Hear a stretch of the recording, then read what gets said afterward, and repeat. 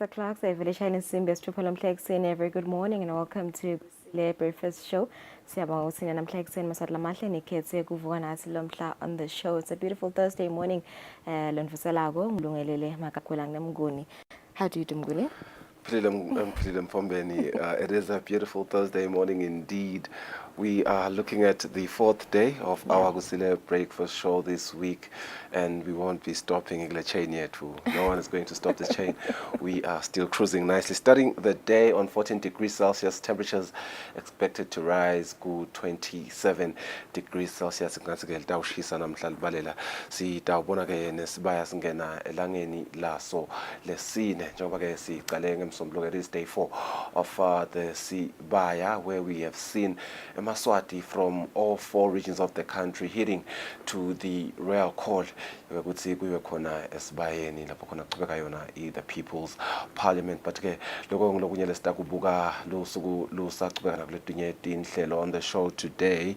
We'll have the Taiwan medical mission but abenje basikhulumisa nge-cancer project yabo, which Eswatini has enjoyed for the past 15 years, enjoying the benefits that comes with the diplomatic relations between Eswatini and Taiwan that have been in existence now for 50 years. Iminyaka lengamashumi lasihlanu. Kanti ke sitakhulumisana ne-urologist ne-chief of Taiwan medical mission ngayo le project lena ungayinzawo.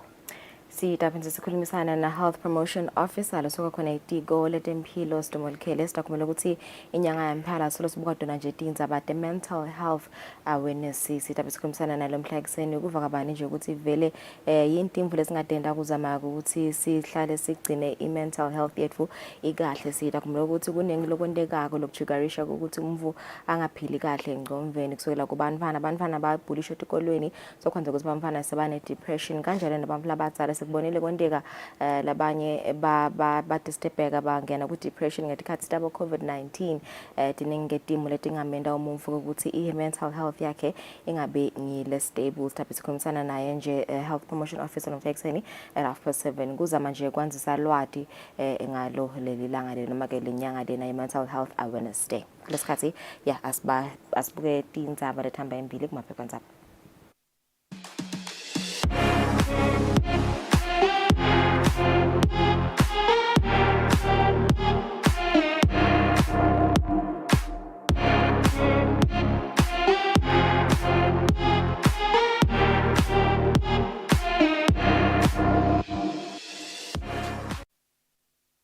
Alright, sesiqale sibuke i-Times of Eswatini Sport ihloko ethamba embili namhla kungilesine kanti kuletelo ethamba embili more Sibaya panelists make submissions kunetithombe tabo ke lapho labafaka ama submissions abo itolo esibayeni kuletinye ethamba embili solo nakhona enzaba lihamba embili Sibaya People's Parliament Day 3 nation takes charge string speakers called to order.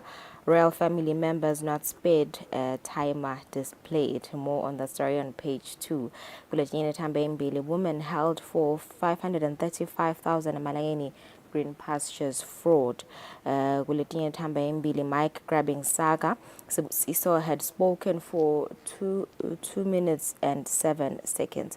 Bulletin ethamba embili Luke Commission cuts outpatient services to 3 days. With the Midlalo Times of Eswatini, Birds saw over Nsingizini in a feisty MTN Premier League clash. Unanswered Gadlela lawn strike steers Swallows past Shiselweni-based ensemble in a grudge match. On another one, Sibaya calls for qualified sports minister. The People's Parliament, Sibaya, has suggested that the Minister of Sports, Culture and Youth Affairs should have certain qualifications and skills. On another one, Bongi is free to play in final in Paris. Bongi Mbonambi is free to play for South Africa in Saturday's Rugby World Cup final against New Zealand, despite a World Rugby investigation hanging over him. Maybe Gle Kamuga Guga Ekalveni, golfer Albert Mavuso is MTN master. Those are the leading headlines this morning. Leading headlines on the Eswatini Observer this Thursday in Akona in Zabalamba Mbili, People's Parliament Day 3. Sibaya shies away from unrest. Consider Nandlamini, female for MP. Sex comments draws discontent from Sibaya and public speculating on panelists. Kuletinye hamba embili Snat wins video case. Kulenyele hamba embili AG Fundu's relationship questionable.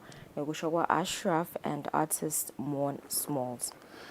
Go Eswatini Observer Sports le hamba embili ke Sweet Revenge as birds fly over Nsingizini. Babane Swallows le shy against Nsingizini Hotspurs nga 1-0. They got the better of Nsingizini Hotspurs in a humid evening game. Kanzike ku lenyele gichima embili 10 men Bull lose again. Highlanders le be nemagoli lamabili ileke yileopard ngemagoli lamathathu. Lenyele hamba embili khulumisa extended registration deadline leselangeni lakusasa. The first window registration deadline for the 2023-2024 season has been extended for amateur players only. Letokele singathi ihamba embili kaSwatini Observer kutemidlalo. Asibuke Eswatini Daily News lomhla kungilesine lethamba embili call for female prime minister. Kanti kuletinye thamba embili former MP Stacey Dlamini says relieve His Majesty's Vision 2022 roadmap. Kuletinye thamba embili Japan government's 28.5 million malangeni food aid to benefit 27,000 overseas. Kutemidlalo Eswatini Daily News lomuhla ekseni. Sweet Revenge as Mbabane Swallows avenge Momo Cup final loss with a 1-0 win over Nsingizini to move to the 7th spot on the log standings on Wednesday night at Mavuso Sports Center. Sihlangu kickstart World Cup preps on Monday. Konke yekugcina Sundowns is to face Al Ali in AFL semi-finals. All right, it's 7 minutes after 6. Dabahlete magazine asibuya sithatha indaba Eswatini.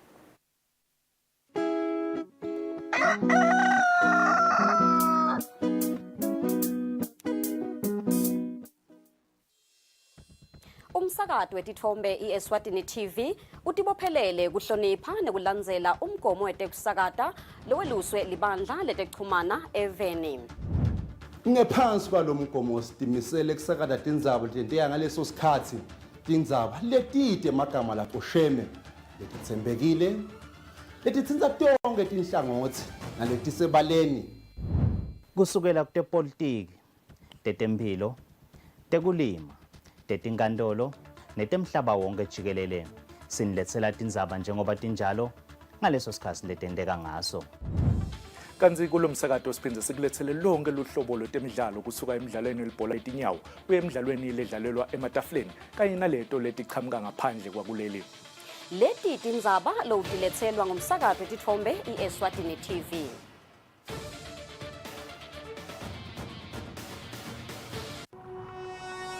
When you choose your adventures, you do so with an open heart and a desire for the unexpected.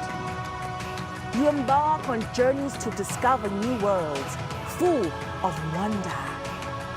You choose a path to awaken your senses, a world to make you look up and realize just how inspiring this life can be. Arrive and awaken your heart. Explore life in ways only thought possible in your dreams.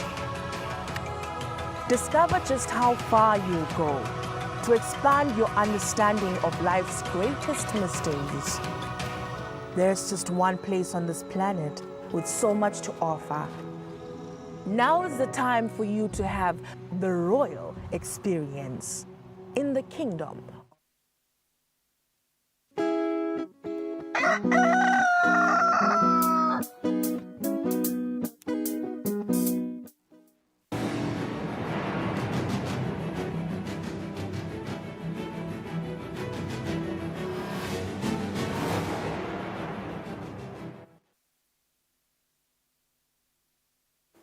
Asimze sinibukele sekusele nawo losanza kusivulela nati tindzaba.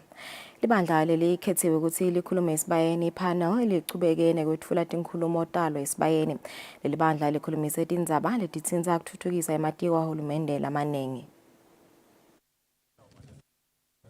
Libandla lelikhethiwe pheceleti ipanel lichubekile nekwetfula tinkhulumo embi kwesive lebe sikathe sisesibayeni.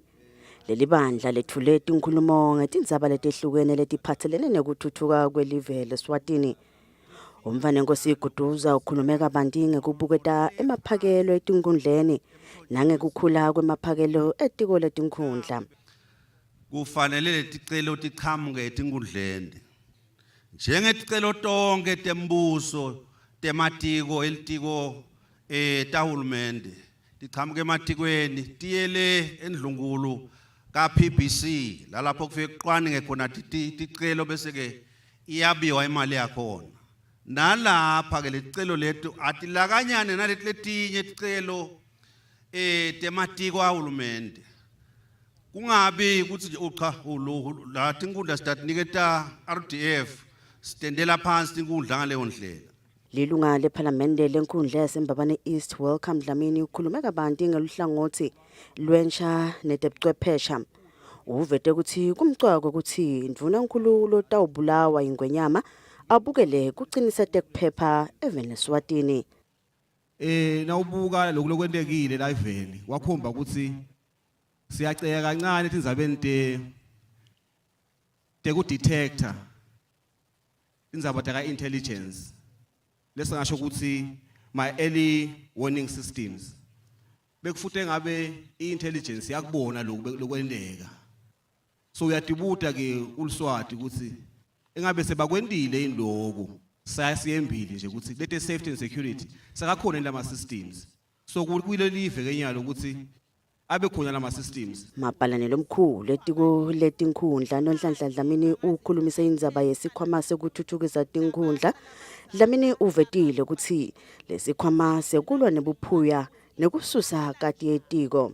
Imali icala emphakathini indzaba nje yekuthola imali icala emphakathini ngoba sonke phela simaSwati sikhungelwe emiphakathini. Bantfu labalishumi bathi bangacocana bacele umthuthukisi litiko letinkhundla linel office lebathuthukisi labahamba babambe labantfu ngesandla basacala lama projects abo.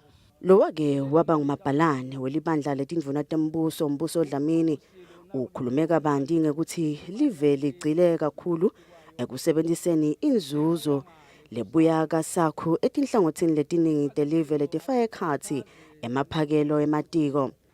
Le mali yakusakhu abasiphi imali lesicontributako nathi kuleso sikhwama. Ngiyawacela ke maSwati ngoba nangu vele silo sikhulu so wahlanganisile. Kwekuthi leyo mali leyo yebekunene njalo tindlo letibe emaveni letingena kuleli vela kasakhu lamavela lapho. Lo mthelo wakhona wonke ubekwe esikhwameni. Bese kuyabalwa ekupheleni kweminyaka kwekuthi nine livele lithite nifakele nganani. Ngithe ngicele ke silo kwekuthi emaswati nakabuya kuyothenga lengephandle. Ngicela kwekuthi ningayifihli letimpahla tenu phansi etitulo nasemabhuthini. Nithi declaration tonke njengoba tinjalo. Imphunga Fezeka Dlamini ukhulume kabanti ngokuthuthukisa temfundo nekulolonga imakhono ensha. Asesifake letemakhono sifake te agriculture ngishilo ngathi ngingumlimi. I-agriculture ninebekunene ngiyo ledala ematfuba emsebenti iphinze ngaphandle kwekudala ematfuba emsebenti ithuthukise live. Ufundzile noma awukafunzi i-agriculture iyakufaka siyathuthukisa iminotfo. Lilunga lephalamende lenkhundla yasesiphoco senemduduzi Mathebula ukhulumise etaba letingentiwa kubhekana nesimo sekuntengantenga kulitiko letempilo lelikhungethwe tinkinga. Hulumende ke kusobala kwekuthi uyachutha and silive ngeke kulunge kwekuthi sivumele tibhedlela tethu di operate njenge diphaza shop nasetitawuvala. Umcoka ke kwekuthi sicale ngekuhlola kwekuthi lamagundwane avelaphi abese kuba nemithetho lowulumako. Leli vele lala likhona khona nje ngokuthi ukhanze kusumthetho awusuko lolumako noma kungatholakala kusinginangi logangde ukhanza sashintshwa ayakulelinye elitiko esikhundleni kwekuthi phela adisciplinwe kubonakale ukuthi kusethwa example yokuthi ungake uqale ulokothe uganga kuleyo ndzaba. Siveke siphindze sathola lithuba lokuthi sibutele libandla imibuto etindzabeni kubika Pholile Maziya esigodlweni elutsitsini. eMaswati esibayeni akhulumise tindzaba letiphatselene nekubulawa kwandvunankhulu netekutfutfukisa umnotfo nekugcina kuthula eveni. Siveselo sichubekane kwethula tinkhulumo taso esibayeni esigodlweni elutsitsini.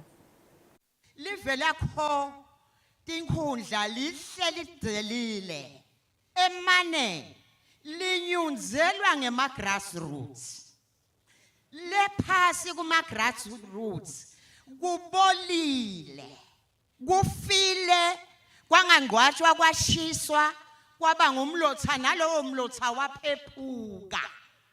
Eswatini A wamchitha lo Eswatini A awuyukuphindza uthole live nababantu labatawuhlala nikhosele kulamanye mave banichithe njengoba banichitha nyalo bathi ndekwentani kulamave ethu ngoba ngabe nibuyele eSwatini lapho ninekuthula khona kanti kuthula senakuchitha nelive senilichithile. Umuntfu lotawukumkhetha ngumuntfu lonyanya icorruption la eveni.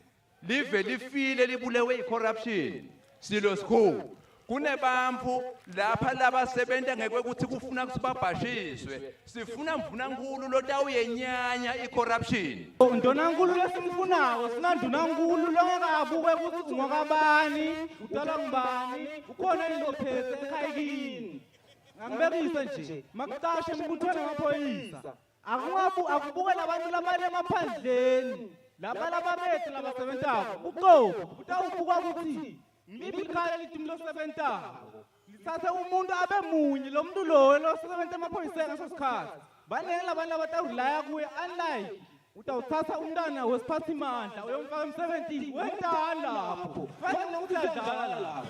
Wena yokunene maye singajabula na ungasikhethela ndunankulu lotawuphoqelela emalunga eParliamente kwekuthi asahlole na imali ema-RDF lekubuya kuthiwe kuwe hawu ijikile bantu besithobela abayifuni imali kanti akusiko ukuthi abayifuni wena yokunene kunanangu 10% lo sicako lesimatima kithi. Asikucele silo sikhulu ukuthi usikhethele ndvunankulu lonenhlitiyo yebantu lotamcabangela umuntu lotawati ukuthi umuntu naye uyadzinga kuphila nangemali angaticabangeli yena.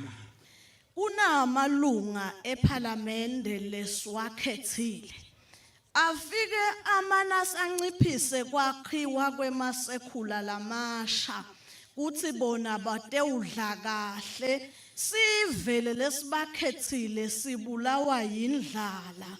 Ama investors bese afika ayasilada nga 1,500. What can you do with 1,500? Mabasinike ndunankulu asibukele njengalapha etimbungeni nabo MP nemkhopho enkundla nenduna lenkundla kwekuse cha sicela ngibele inhlonipho bona lapho asibukele lapho ukuthi babe nenhlonipho lapha esiveni ngobe babekhona lapha nje ngesive ibe kumini lengokucelako celela lokwabogogo nabomkhulu kwekuse isithuthuwe nkosiyami imali eveni kunelive kunesive kunebuve ndunankulu lesingamthandza simthakasele ngumuntu lotawukwati abuye abuthandze buve besive salelive. Ngihambisana nawe Ngwenyama ekwendeni kwakho kwekuthi batshala imali nabangena la eSwatini batawu invest lo mkhicito ungaphumi la eSwatini ungakahlungwa besithi umnotho nasobuyele Ngwenyama akuvulwe ledulu sale ukhawula silo sikhulu kuthi ngathi nase ngihlanganise iminyaka lengamashumi lasithupha bese ungengetela iminyaka lesihlanu kulo lona lelo office ngaleso sento leso Ngwenyama ubambelela live nangabe mlamuli asafika eminyakeni lengamashumi lasithupha akahamba abuyele ekhaya uvula imisebenzi aqhashe abantu labasha kuvulelwe abantu labasha kuthi bahambe baye emsebenzini ngoba basenemandla kuyawusebenza. Mapalanelo omkhulu etiko letekuhlela umnotfo nentuthuko Thabisile Mlangeni uthi uhulumende usebentela kwakha intuthuko lekhonsako yelive letawucinisekisa ukuthi kude losalela emuva ekakhulukati bantfwana. Lo mapalane abekhuluma ngesikhathi lelitiko lisayina ivumelwano sekusebenzisana nahulumende welive leJapan lesitawubona emadlala asekelwa ngekudla.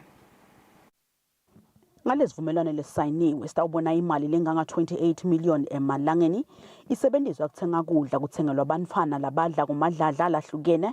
Mapalelo omkhulu etiko letekuhlela umnotfo nentuthuko Thabisile Mlangeni uthi ngalolu sito uhulumende utawukhona ukuthuthukisa indzaba yenhlala kahle ikakhulukati kubo bantfwana nayo indzaba yentuthuko lembandzakanya wonke. Uma kunenkinga esiveni lengaphandle emakhaya siyathi letinye tindzawo tomile kakhulu, letinye tindzawo line kakhulu kwaze kwamoshakala nekudla. Sikhona vele lesidzingo, so uma sibuke kulabo bantu labo ukuthi basitakale ngolentuthuko lesiyifunako lehamba nekuthi kube umuntu losalele emuva kulolo nalolo sito loluvelako. Lonxusele live leJapan kuleli Shigeru Ushio uthi live leJapan litimisele kubambisa live kuyo intuthuko lekhonsako, where we provided with hot meals so adequately meet their basic food and nutrition needs, and will be able to access quality early child care. Lobuke lovisi lehlangane kamhlaba lebuke tindzaba tekudla i-World Food Program Departure uthi ngalo sito live laseSwatini litawukhona kuvala sikhebesi lesikhona sesive semaswati lesingakhoni kutfola kudla lokwanele. The future of Eswatini rests upon its young generation. The creation of safe and conducive learning spaces for girls and boys is pivotal in equipping them with the knowledge and skills necessary to become productive contributors to society. Live laseSwatini sukela kule minyaka lesithupha leyendlulile ngekubanjiswa nguye uhulumende welive leJapan kanye naye i-World Food Program ukhonile kuniketa abantfana bendlungulu abahlala kuma-care points labangetulu kwetinkhulungwane letintsatfu kudla lokwanele. Etindzabeni te-Eswatini TV kubika Samkelsiwe Khoza ngasikhumbuzo Dlamini eMbabane. Letasekhaya litawucala kuniketa titifiketi tekutalwa etibhedlela letine kuleli enyangeni letako kubantfwana labatelwe kuletibhedlela. Lokho kwenteka ngemuva kokuthi inhlangano lebuke tindzaba tebantfwana kuleli i-UNICEF inikele ngemishina yekwenta lo msebenzi lebita imali lengetulu kwa 500,000 emalangeni.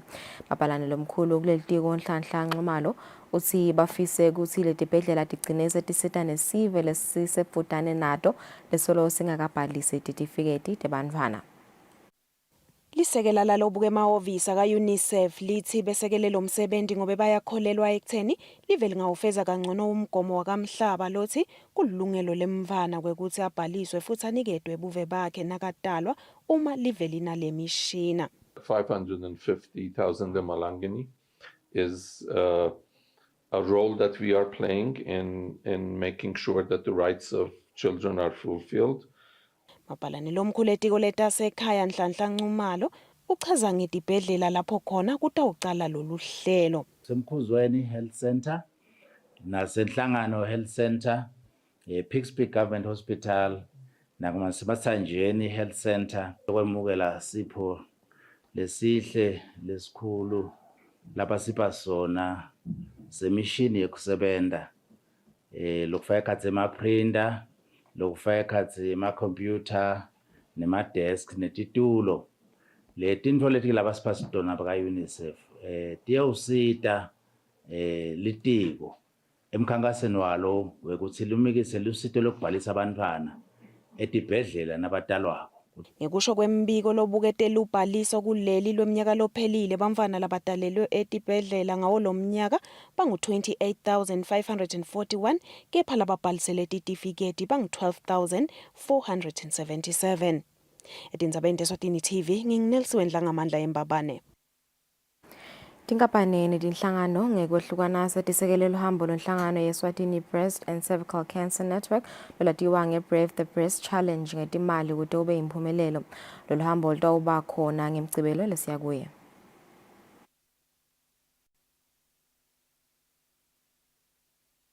Le mali lenikelwe tinkampani netinhlangano nemabhizinisi ilinganiselwa ku-200,000 emalangeni kanti itawusita ekutheni kusitakale labaselashelwa umdlavuza.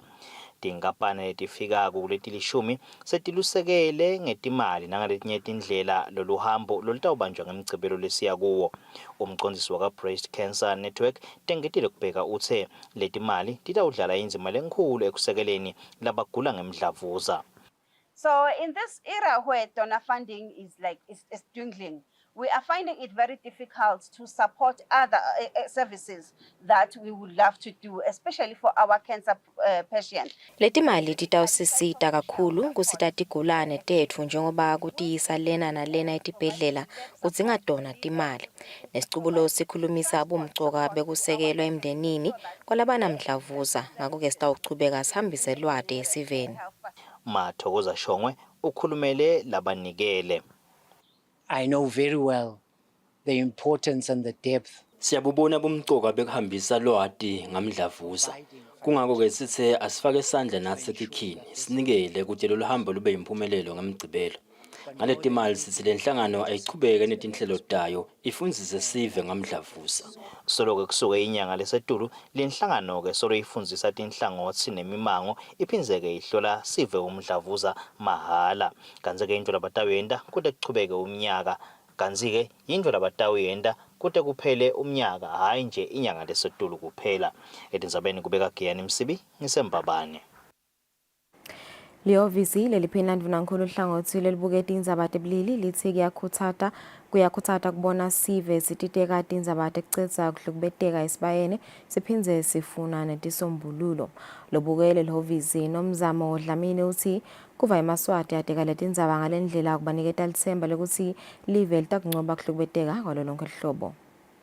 Kuyasitfokotisa kakhulu kwekuthi sive saseswatini sisibone siveta ikakhulu tikhalo letifana naleti tindzaba tekuhlukubeteka noma tekuhlukubetana ikakhulu kuhlukubeteka kwabomake nebamfana lesikubona kwanza kakhulu even tindzaba tabomake nebuholi tindzaba tabomake netemnotfo women's economic empowerment ikakhulu njena lesithinta kakhulu ngoba lesibona ingumkhuhlane lomkhulu even niyo le gender based violence. So ngekubona sive naso sithinzeka siveta letikhalo ekhona esibayeni kithi kuyasijabulisa ngoba kugcizelela nakunathi lesikubonako lesikudiscoverako sisasebenta lo msebenzi ikakhulu njena ngidawuthi ema-gaps. So uma bakhona nabo kuveta ema-gaps kuyananatelana lo msebenzi kungathiwa tikhalo leti letivela ngele-ofisi nalabo labasebentisana nawo kuphela but tikhalo letivetwa nasive. Lokunye nje lokungithokotiseka ukuthi kulokunye abagcini ngekuveta letikhalo kepha baphindze labanye bavete netisombululo. Nangabe kukhona la position ekhona noma kumbe nababe noma kumbe nemfana noma kumbe naleso sihlobo sihlale phasi silungise sicanjose manje kume phela kuyekeleke kukhulunyiswana iwele emthethweni kubulalana akuyekeleke konke sekunikele kuNkulunkulu. 29 minutes after 6 dephethela bhodi indzaba tetfu tesiswati sibangakhulu sewolini lihlalisene nathi sitabahlala timakethe esitawube sichubeke nehlelo hasenchina simo selitulo.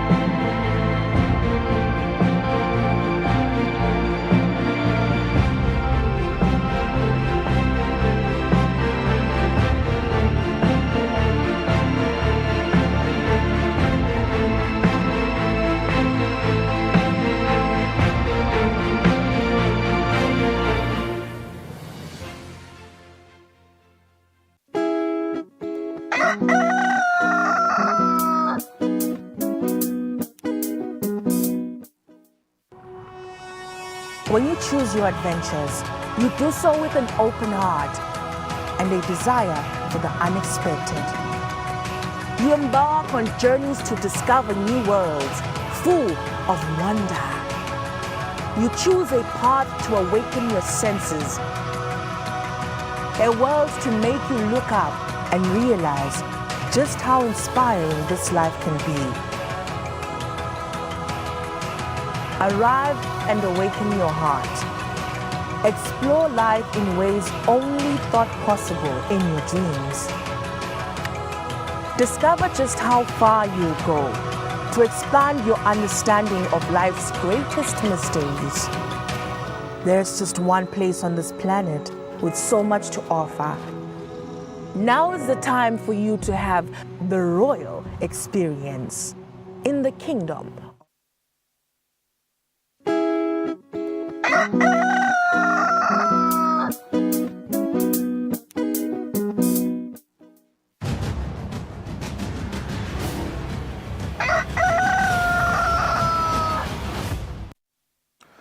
Minutes after 6, welcome back to the program. We have Dr. Cheng from the Taiwan Medical Mission who's going to talk to us about their cancer project that they've had in the country for over a decade now. I believe he's going to explain more about that program very shortly.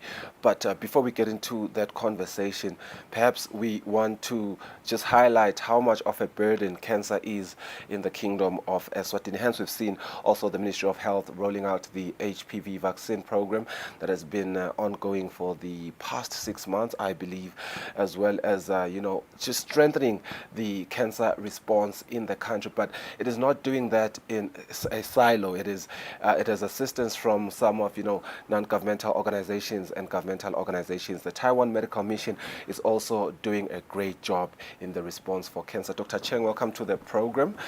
Talk to me about the Taiwan Medical Mission Cancer Project. We do understand that Eswatini has enjoyed diplomatic relations with Taiwan for 50 years now, and that's a long time. But the Taiwan Medical Mission Cancer Project has been in the country for just over a decade. How long when was it introduced, and how is Eswatini benefiting from it? This project is new, so only we introduced this project for 5 years. So according to the Eswatini's need, we have a lot of cancer patients here. So that is why we need the cancer project. It can provide the budget for the medication. For the you also use this budget to hire oncology doctor and pathology doctor. What is the purpose of it, essentially? Because yes, we do understand the burden of cancer in Eswatini, but surely there's another purpose that you have as a medical mission.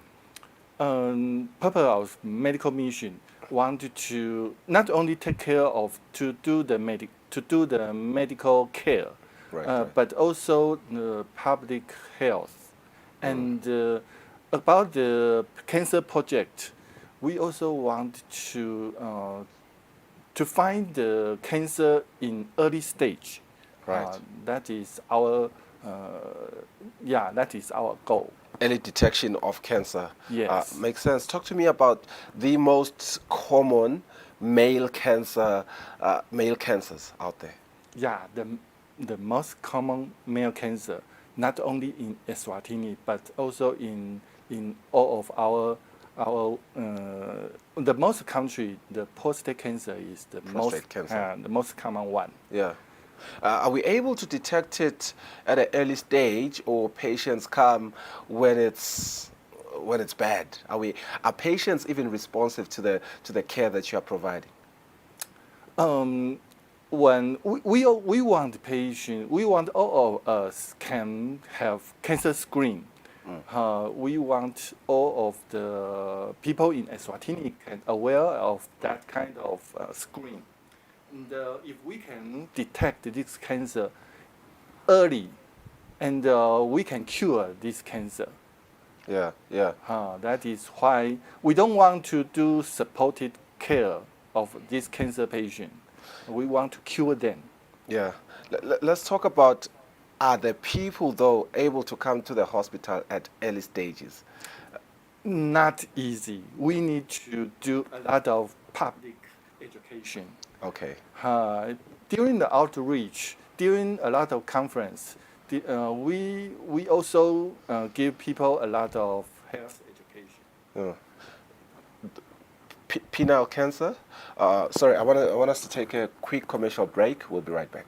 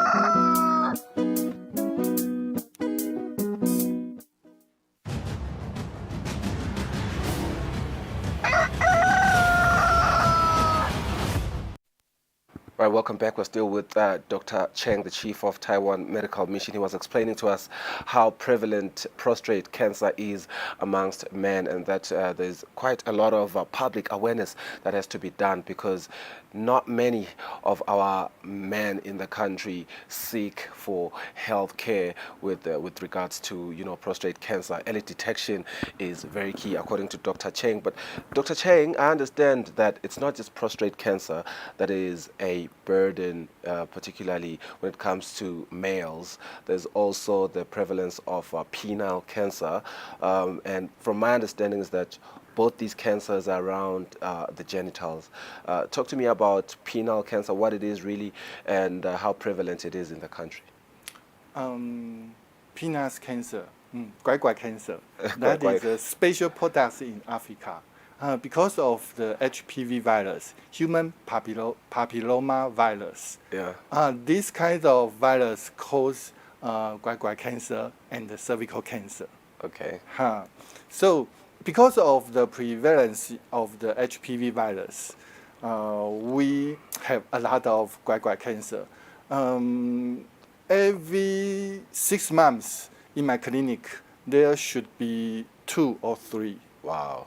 2 or 3 and cases. Could you give us a picture of the age demographic of these people that you find to have guai cancer every so often? In Eswatini, around 40 to 50 years old. Okay. Most of these cases appeared during this age. And when you detect it, do you find it to be at an early stage, or it's at a stage where it's exacerbated? Because of the guai cancer, a man not always want to see a doctor, because that is our private part. Yeah. So every time when we see this kind of cancer, not always in the late stage, people are afraid of amputation of their guai. Yeah. That is why they always hide their disease for many months. Right. And then what symptoms are there for guai cancer, and possibly how are we going to respond to this burden, because it seems like a big problem? Yes. When we find out a small ulcer or a wound on our guai that cannot heal quickly, maybe more than 1 month, normally not a wound cannot heal in 1 month. That is not usual. It is better to see the doctor immediately. Okay. Not if you want to save our guai guai, not to cut it. It is better to see doctor in early stage. Thank you, Doctor. There you have it, Dr. Cheng. If you want to save your guai guai, if you have a wound on your guai guai for over a month, nothing about that is usual. You ought to go see your nearest doctor regarding, and we're lucky we have these services from the Taiwan Medical Mission, and you get screened and you can get help as soon as possible. So because you did mention the fact that there's a lot of public awareness to be made, there's another platform for public awareness. We do encourage men to go and seek for these kind of healthcare. Let's take a quick break. Return with Dr. Cynthia Yu, who is an oncologist with the Taiwan Medical Mission in the cancer program.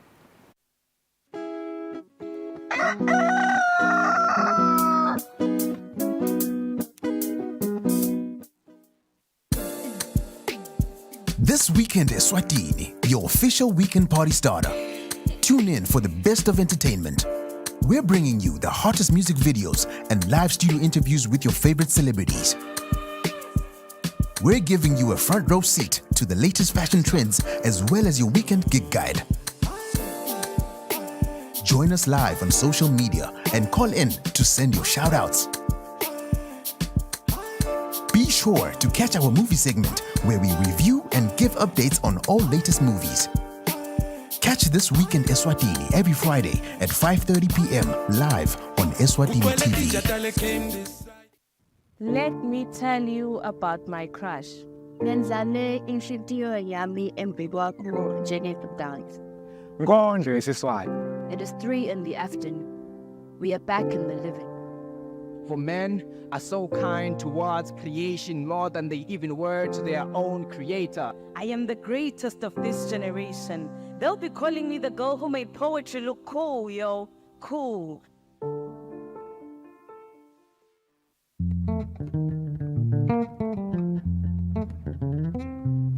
Wash!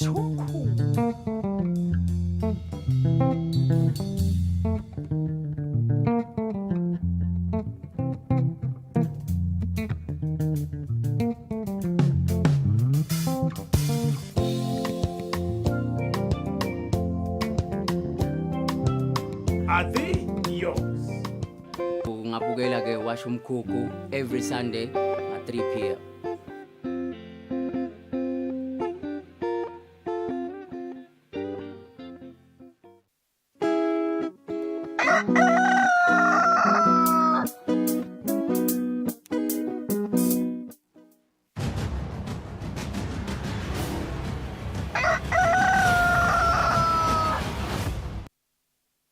Welcome back. Let's extend our cancer conversation now with our oncologist, Dr. Cynthia Yu. I believe, Doctor, you are stationed at the Mbabane Government Hospital as well as the Manzini Government Hospital, which is the former TB hospital.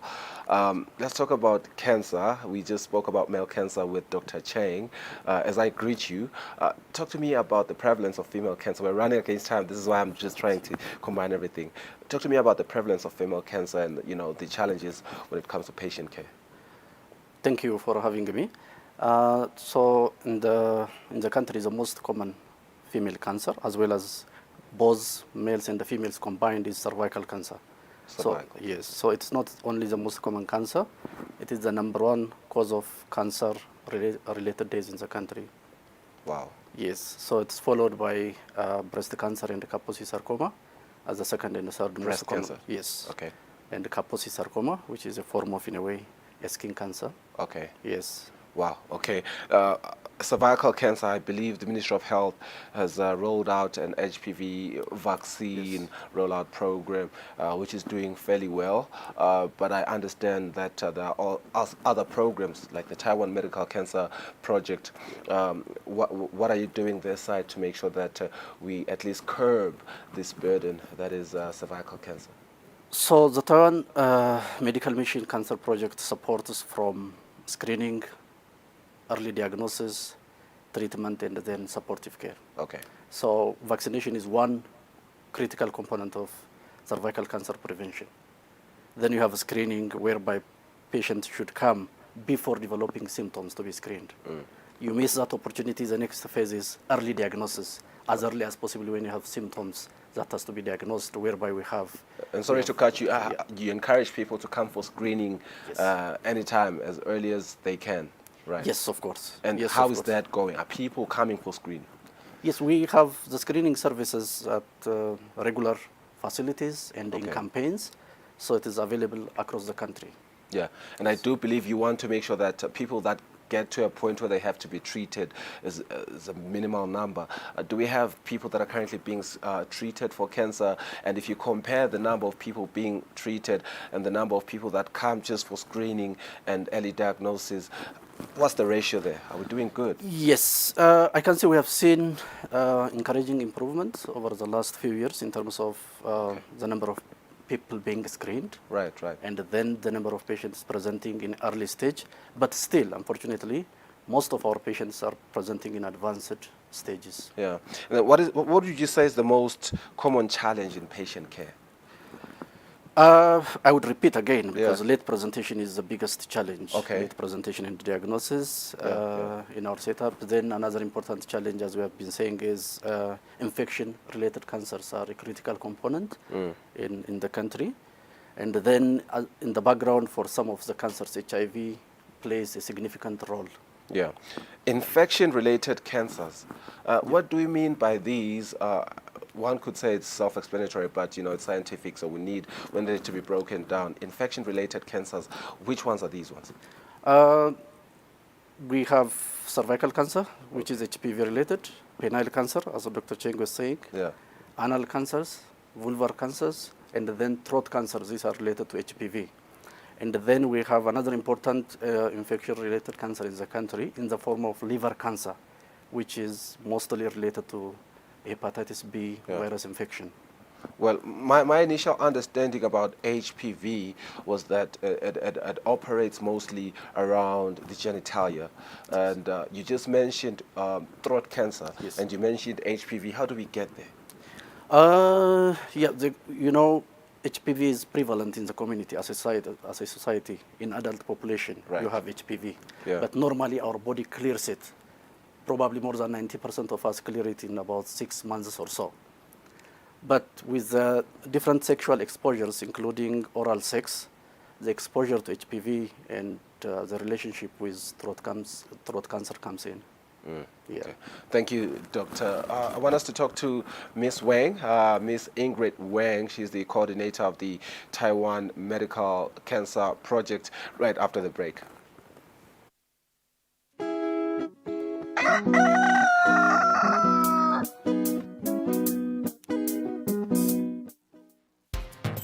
Hello everyone and welcome to the show. You know the vibes, it's the beat down. The time is 8 p.m. It's time for you to relax. Sit back, relax, and enjoy the music videos that I got for you.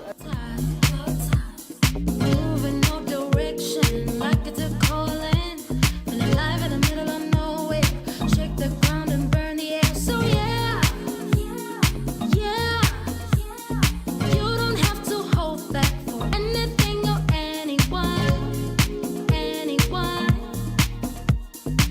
Just own this.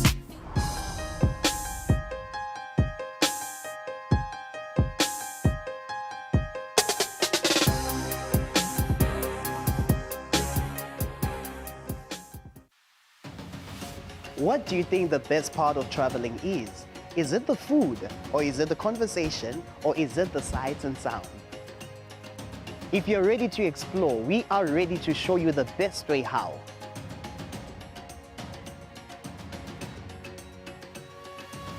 We'll give you access to the best luxury getaway sites in the Kingdom of Eswatini, and of course show you vacation sites that suit your budget, because you do not need a lot of money to actually have a great time. Join us on the next adventure on Buhle Bethu, only on Eswatini TV.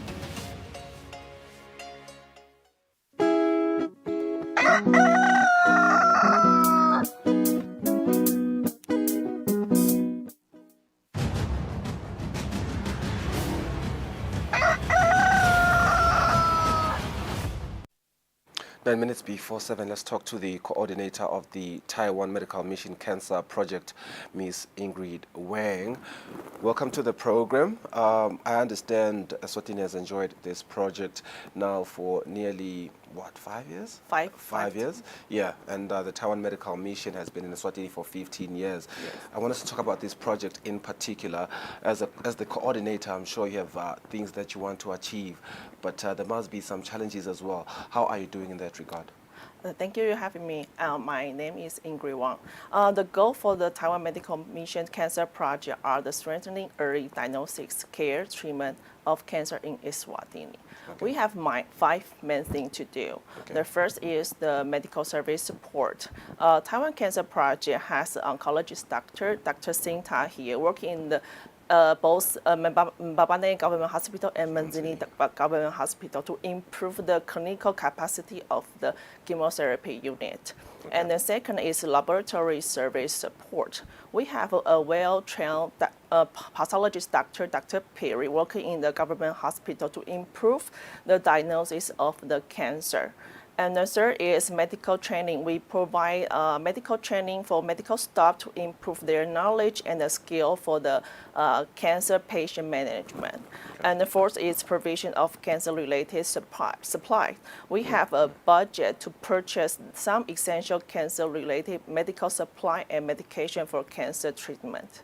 Okay. And the fifth is public awareness. We work with National Cancer Control Unit team to educate people throughout the different region of this country and different cancer awareness campaign and outreach screening. Yeah, yes. That's great work. I've been listening attentively to those 5 things, and I'm wondering some of the challenges that you get confronted with as you try to, implement these 5 essential things. Could you maybe highlight some of those challenges? Yeah, I think before the cancer project bring into Eswatini, most of the cancer patients we refer to other countries. That patients need to suffer from the disease, also the traveling, and they need to live away from their family. And that can be expensive. Yes, very expensive. So that's why we bring this project to here. Yeah. And so we really want to patients can be treated in this country, and they can be also supported by their family in the country. We don't want to send them away. So the awareness is our main target, because, as the doctor says, we need to early detect those patients. So we do a lot of campaign for screening and awareness. So we use different material, like sometimes we post it on the newspaper, and then when we do the outreach, we tell the people what is the cancer, and they should, what's the dangerous. Yes. Thank you, Dr. Wang. I know you have a slogan, Taiwan can help. Yes. Taiwan is helping. Yes. Yeah, thank you so much. We indeed appreciate all those efforts that you continue to extend into the Kingdom of Eswatini when it comes to, help in the medical sector, in the, skills center. It's quite a lot that you're doing for the country, and we are not going to, stop appreciating all the efforts. Thank you so much for joining us on the program.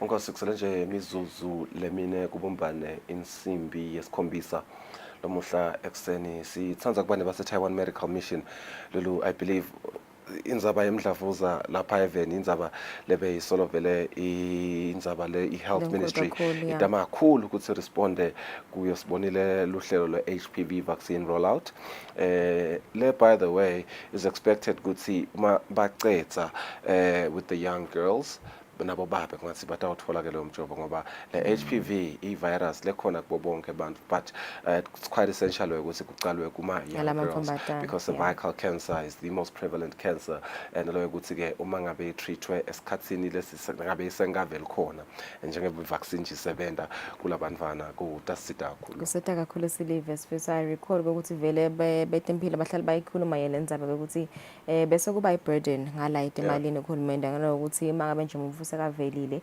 seka ku stage 4 cancer cervical cancer sekubita ukuthi uhulumende akhokhe imali mvulo simele selena ba chemotherapy mele sayisibhedlela sekuspenda imali etiningi sokungakubalekile ukuthi vele do your check ups uhlolo lokuthi ingabe vele uphilile na ngakuto tetempile shothi namhla vele langa letempilo ngoba nasicetha nje lana mngoni sabe sibuka yona i-mental health sabe sikhuluma nje ukuthi yinto imvulo ongadenda kuhlale wena siqiniseko sokuthi ingqondo yakhe iphilile unema positive thoughts ngoba nalemicabango sifisa yende lokuthi vele bese udiva ngazothi une depression ufuna ibe nama positive thoughts all the time inzaba lenye lenkulu nje kulolo hlangothi inzaba ye-stigma lebisolo ikhulunyiswa inzaba ukuthi kuze nje kwabekiswa ukuthi njengoba sibuye likhethweni kunabantu labangeke baphumelele akamele ke ukuthi bese sesibenda ababayinhlekisa sesihamba siyabahleka kufuna ngathi siyaba embrace siyabatsho ukuthi kutawulunga kungabe sekuba into ekuthiwa i-laughing stock ukuthi umbudliwe lokho ke bese sekwenda ukuthi umuntu satkhanze seka drown in their own thoughts sakaba sad sakaba depressed look at into le kakhulu people commit suicide because of depression and all these things. But the contrast between cancer treatment, which is very expensive, then the screening is free. It's quite amusing to me ngoba why can't we get up njengemaswati siyele kubetempilo bayosihlola ukuthi sinawo lo mdlavuza kusitakala thina at the end of the day. One, the screening is free. Two, nakutholakala ukuthi isesekhona early stage usheshe ilapheke asikhona ku ingengele enkulu sifiso ngini bo baba nifuna ukuyohlola thina bo make sihamba siyohlola kubangelwa yini pho ukuthi kube cervical cancer lesedulo kuba ngithi bo baba inkingi angiyiva ke le mele siteke kabantu leyo sitaba letha nje betempilo abantu sicazela ukuthi labo baba besabani tohlola i-prostate cancer. Mbukele 1 minutes before 7 o'clock. Let's take a break now. Sibuya satha ndzaba tesingisi.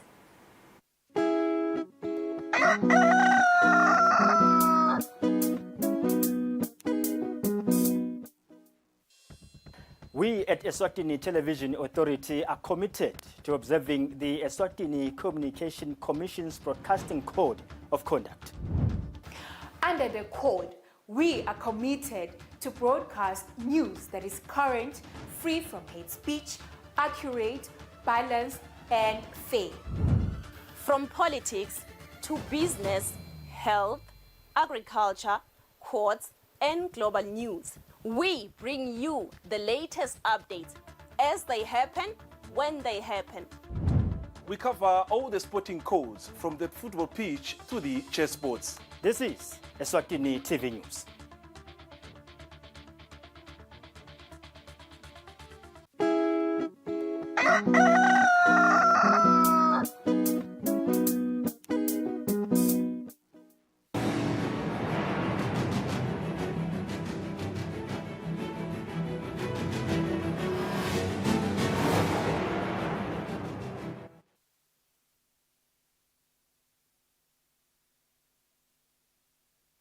Well, we're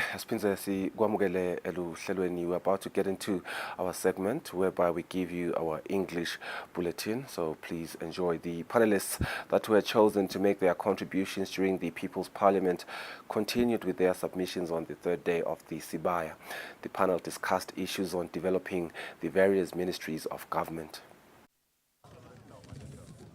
The panel that was elected made their presentations before the Sibaya at Lutitini Royal Residence. The panelists discussed many issues that has to do with the development of the kingdom. Prince Guduza made a presentation about the budget of Tinkhundla and further disclosed about the need to increase the budget in the Ministry of Tinkhundla. Kufanele ticelo tiqhamuke etinkhundleni njengeticelo tonke tembuso tematiko elitiko tahulumende tiqhamuke ematikweni tiyele endlungulu ka PBC lalapho kufike kuqwaninge khona ticelo bese ke iyabiwa imali yakhona nalapha ke lecelo lethu atilakanyane naletinye ticelo tematiko ahulumende kungabi ukuthi ucha la tinkundla sitaniketa RDF stendela phansi tinkundla ngaleyo ndlela. Mbabane East Member of Parliament welcomed Dlamini spoke about youth and technology. Dlamini revealed that the Prime Minister that will be elected by His Majesty should look into the safety and security of the country. Nawubuka lokulokwentekile la iveni wakhomba ukuthi siyaceka kancane tindzabeni tekudetector indzaba taka intelligence lesingasho ukuthi my early warning systems bekufute ngabe intelligence yakubona lokwendeka so uyatibuta ke uLswati ukuthi engabe sebakwendile indoko sayasiyembili nje ukuthi lete safety and security sakakhona lama systems so kuyile live kenyalo ukuthi abe khona lama systems. Another speaker amongst the panel was the Principal Secretary in the Ministry of Tinkhundla, Nonhlanhla Dlamini, who spoke mainly about the Regional Development Fund and how it can be accessed. Dlamini highlighted that the fund is for reducing poverty in communities. Imali icala emphakathini indzaba nje yekuthola imali icala emphakathini ngoba sonke phela simaSwati sikhungelwe emiphakathini. Bantfu labalishumi bathi bangacocana bacele umthuthukisi litiko letinkundla linel office lebathuthukisi labahamba babambe labantu ngesandla basaqala lama projects abo. Former Secretary to Cabinet Mbuso Dlamini spoke about the alternatives for the country's revenue as the kingdom heavily relies on SACU receipts. Le mali yakuSACU abasiphi imali lesicontributako nathi kuleso sikhwama. Ngiyawacela ke maSwati ngoba nangu vele silo sikhulu so wahlanganisile. Kwekuthi leyo mali leyo yebekunene njalo tinto letibe emaveni letingena kuleli vela kaSACU lamavela lapho. Lo mthelo wakhona wonke ubekwe esikhwameni. Bese kuyabalwa ekupheleni kweminyaka kwekuthi nine livele lithite nifakele nganani. Ngithi kangicele ke silo kwekuthi emaswati nakabuya kuyothenga lengephandle. Ngicela kwekuthi ningayifihli letimpahla tenu phansi etitulo nasemabhuthini. Nithi declaration tonke nje omatinjalo. Senator Fezeka Dlamini spoke mainly about developing the education sector and developing skills for the youth. Asesifake lete makhono sifake te agriculture ngishilo ngathi ngingumlimi. I-agriculture nine bekunene ngiyo ledala ematfuba emsebenti iphinze ngaphandle kwekudala ematfuba emsebenti ithuthukise live ufundzile noma awukafunzi i-agriculture iyakufaka siyathuthukisa iminotfo. Sipochosini, Member of Parliament Mduduzi Mathebula, spoke mainly about what could be done to address the crisis in the health sector. Hulumende ke kusobala kwekuthi uyachutha and silive ngeke kulunge kwekuthi sivumele tibhedlela tethu di operate njenge diphaza shop nasetitawuvala. Umcoka ke kwekuthi sicale ngekuhlola kwekuthi lamagundwane avelaphi. Abese kuba nemithetho lo ulumako leli veli lala likhona khona nje ngokuthi ukhanze kusumthetho awusuko lo lumako noma kungatholakala kusingina ngilogangde ukhanza sashintshwa aya kuleli elitiko esikhundleni kwekuthi phela adisciplinwe kubonakale ukuthi kusethwa example yokuthi ungake uqale ulokothe uganga kuleyo ndzaba. The public also had an opportunity to pose questions to the panel. On the news, I'm Polile Mazia at Lutsitsini Rural Residence. The nation discussed issues about the electing of right candidate for the Prime Minister, developing the economy of the country, maintaining peace and stability.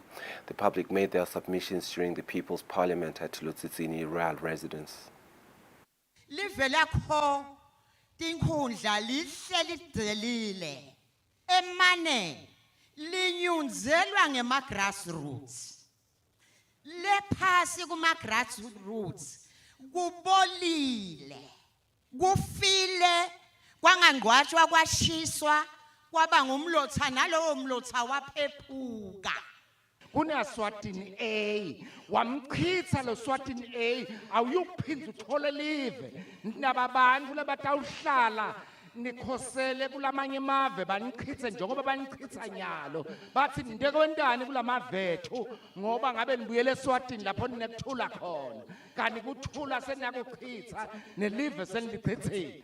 Umuntfu lotawukumkhetha ngumuntfu lonyanya icorruption la evele live lifile libulewe icorruption silo sikhulu kunebantfu lapha labasebenta ngekuthi kufuna ukuthi babhashiswe sifuna mvunankulu lotawuyenyanya icorruption. Ndonankulu lesimfunako sinandunankulu longakabuke ukuthi ungakabani udala ngibani ukhona into phethe ekhaya kini ngangibekise nje makucashe embuthweni wamaphoyisa akubuke labantu labale emaphandleni laba bethu labasebentako uqobo utawubuka ukuthi ngiliphi ikhaya lithi losebentako lithathe umuntu abe munye lo muntu lo losebenta emaphoyiseni ngaso sikhathi banele labantu abatawulaya kuye unlike utawuthatha umntana wesiphathimandla uyomfaka emsebenzini wendala lapho fanele ukuthi adlala lapho.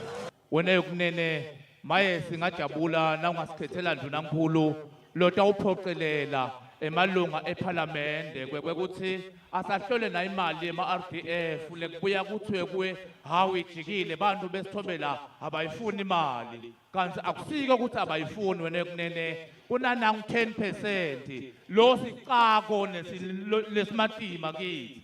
Asikucele silo sikhulu ukuthi usikhethele ndunankulu lonenhlitiyo yebantu lotamcabangela umuntu lotawathi ukuthi umuntu naye uyadzinga kuphila nangemali angaticabangeli yena.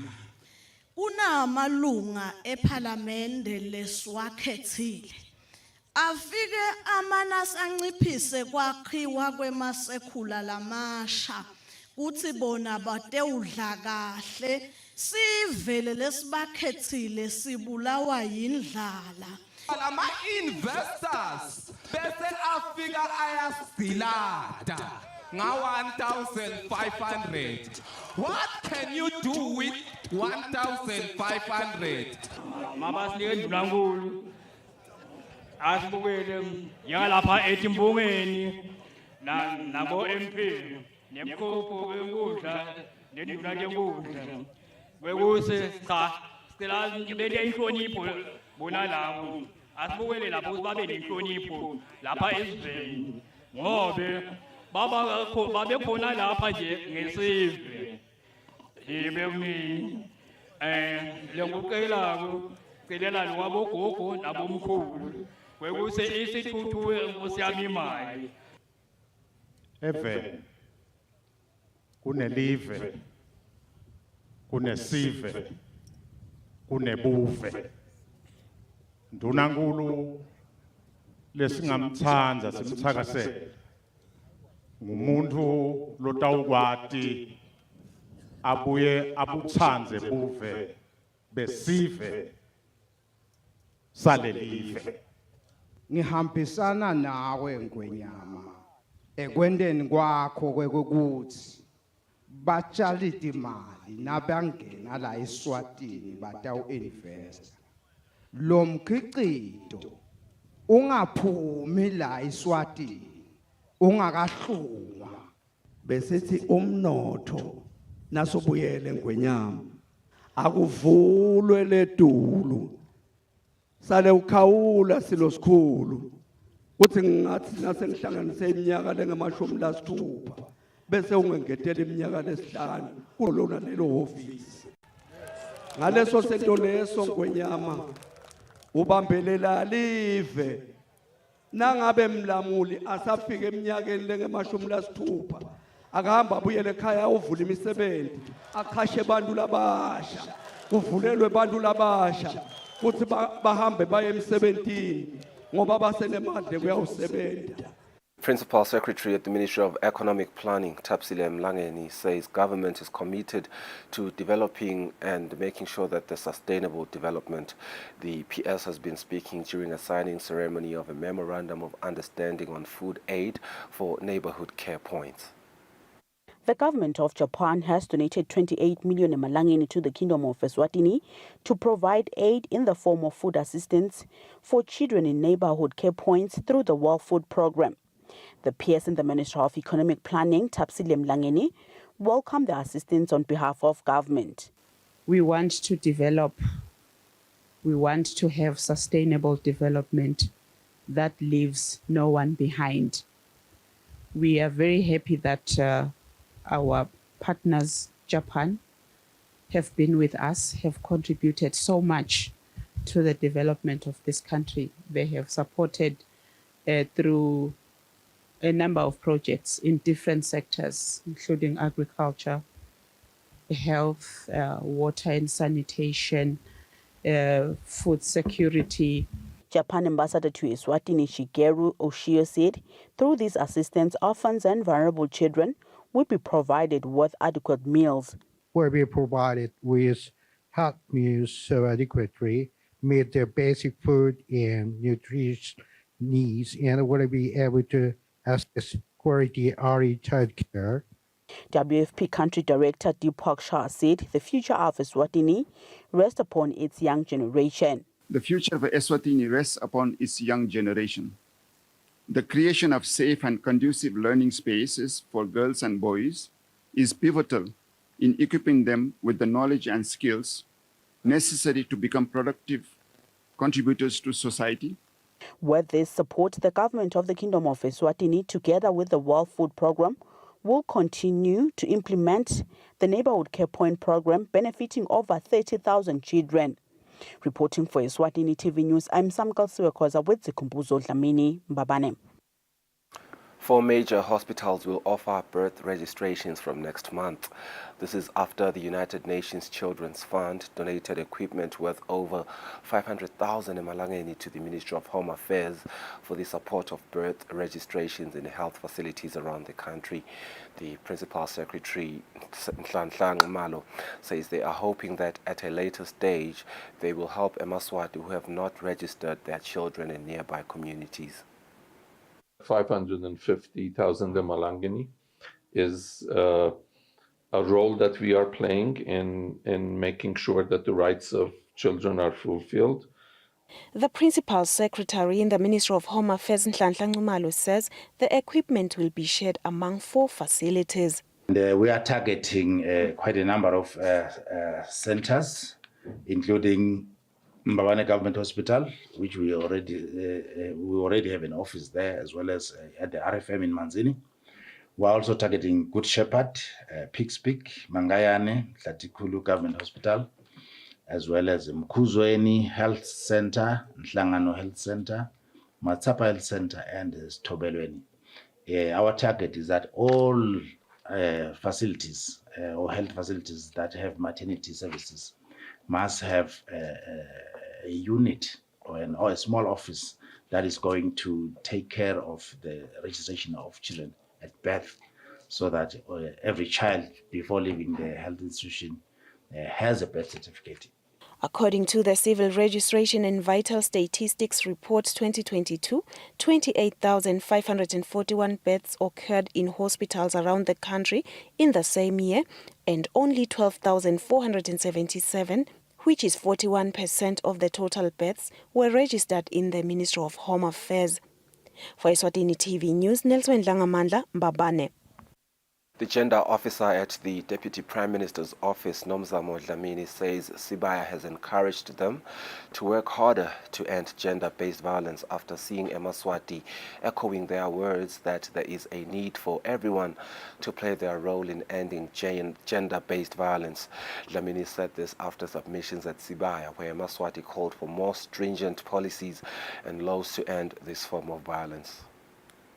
Dlamini says gender-based violence limits progress, and seeing this matter being addressed at Sibaya shows that everyone is now cognizant of its negative effects. Balesibona ingumkhuhlane lomkhulu even niyo le gender based violence so ngekubona sive naso sithinseka siveta letikhalo.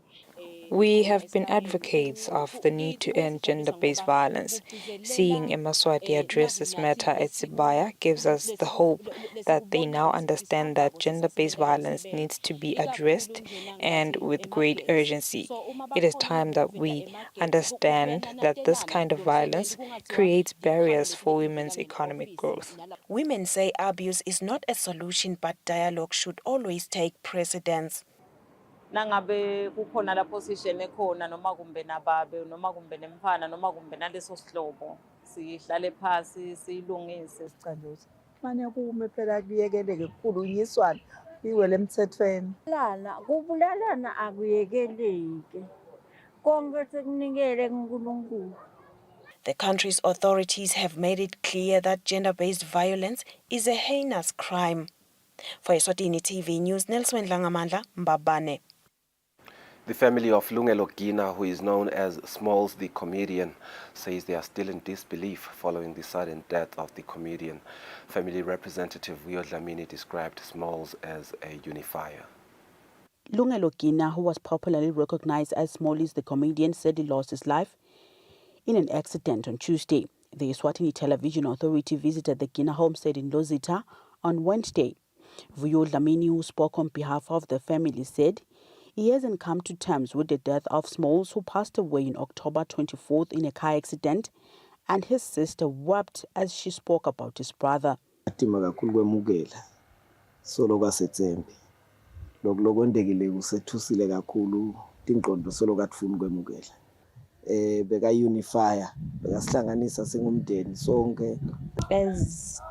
my siblings akhe silimele kakhulu because he was our only brother. Whereby team for Tefu.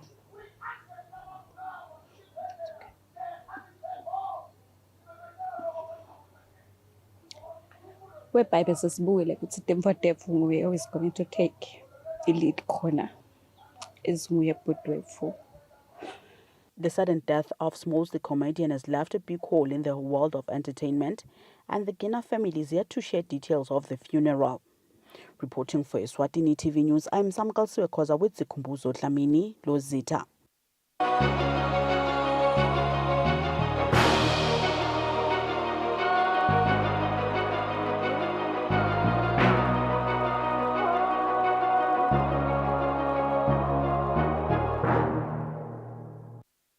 Let's look at international news for the next 10 minutes. Israeli police have released what they say are interrogations with about 10 Hamas fighters that were captured during the group's attack on southern Israel on October 7.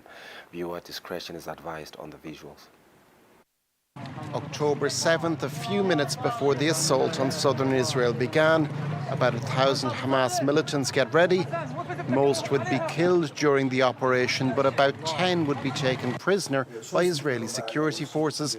On Tuesday, Israeli police issued several videos of what they say are interrogations of the men.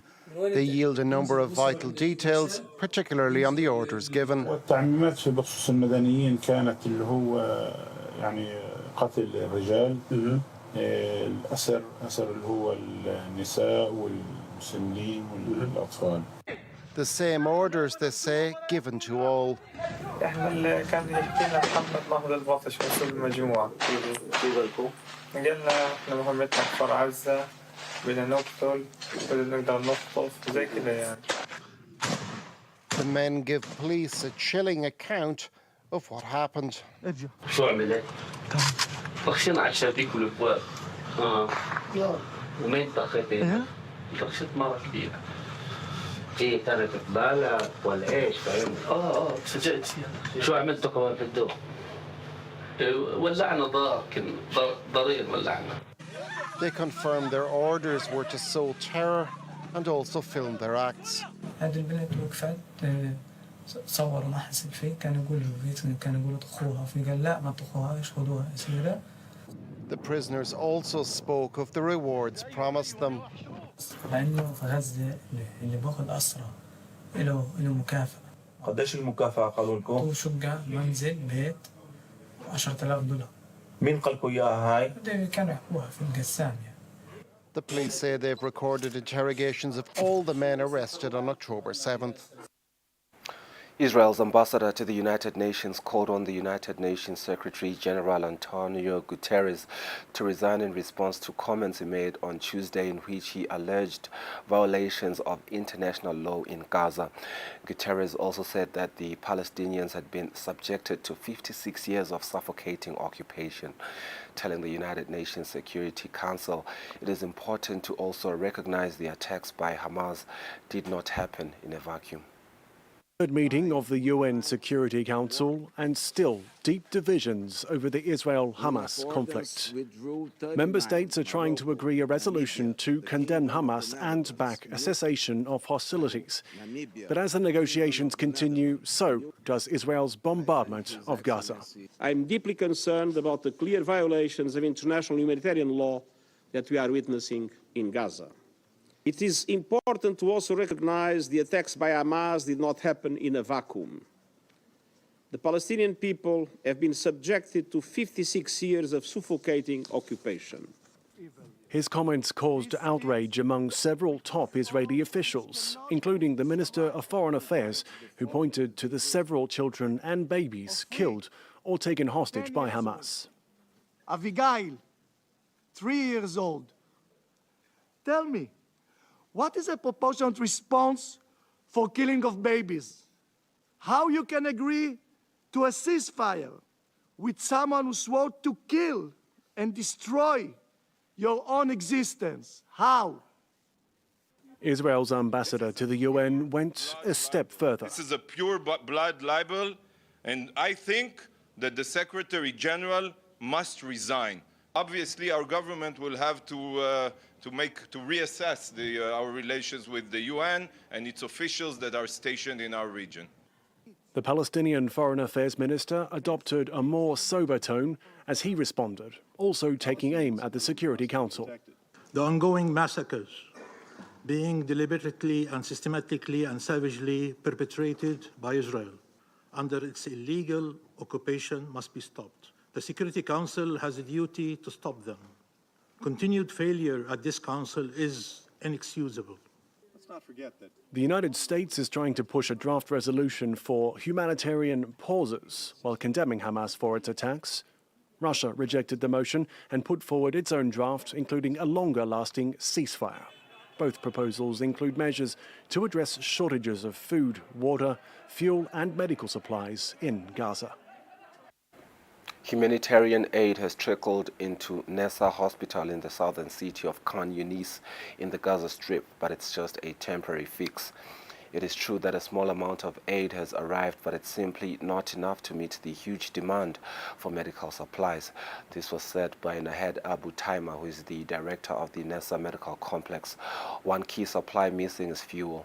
Israel is refusing to allow fuel into the Gaza Strip because it says it could be used for military purposes, and it claims Hamas already has 500,000 liters in storage. A desperately needed lifeline.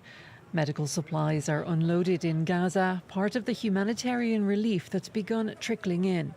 This is the first aid delivery to get to the Nasser Hospital in the southern city of Khan Yunis, but it's just a temporary fix.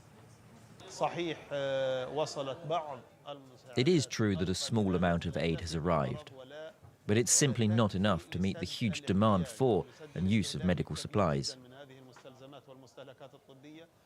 There is still a critical shortage of these supplies as injured people continue to be brought to hospitals. And one major supply is missing altogether: fuel. Israel is refusing to allow any through because it says it could be used for military purposes, and it claims Hamas already has 500,000 litres in storage, but hospitals have none. Fuel is extremely urgent because without fuel, the trucks themselves cannot move. Without fuel, the generators cannot produce electricity for hospitals, for bakeries, and for the water desalination plants. Already almost 2/3 of hospitals in Gaza have ceased to function. The Palestinian Health Ministry says the medical system is in a state of total collapse. Now the UN is warning that low fuel supplies could force it to halt its aid operations. Israel has rejected growing calls for a humanitarian ceasefire. The White House is backing that stance. It says it favours only pauses in fighting. Maintaining a ceasefire would benefit only Hamas. South African opposition party, the Economic Freedom Fighters, EFF, held a pro-Palestinian demonstration in front of the Israeli embassy in Pretoria this week, as the war in the Middle East exposes internal divisions in the country.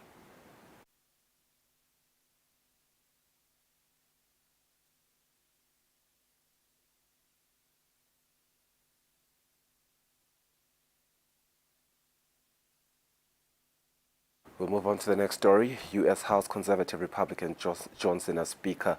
Republican Mike Johnson was elected Speaker of the United States House of Representatives on Wednesday, ending lawmakers' 22-day struggle to pick one of the top leadership positions in the United States government. By a vote of 220 to 209, Republicans in the U.S. House of Representatives finally ended 3 weeks of fighting and indecision to pick a leader. Honorable Mike Johnson of the state of Louisiana, having received a majority of the votes cast, is duly elected Speaker of the House of Representatives. The new Speaker of the House is conservative Republican Representative Mike Johnson. A man of deep faith, Mike epitomizes what it means to be a servant leader.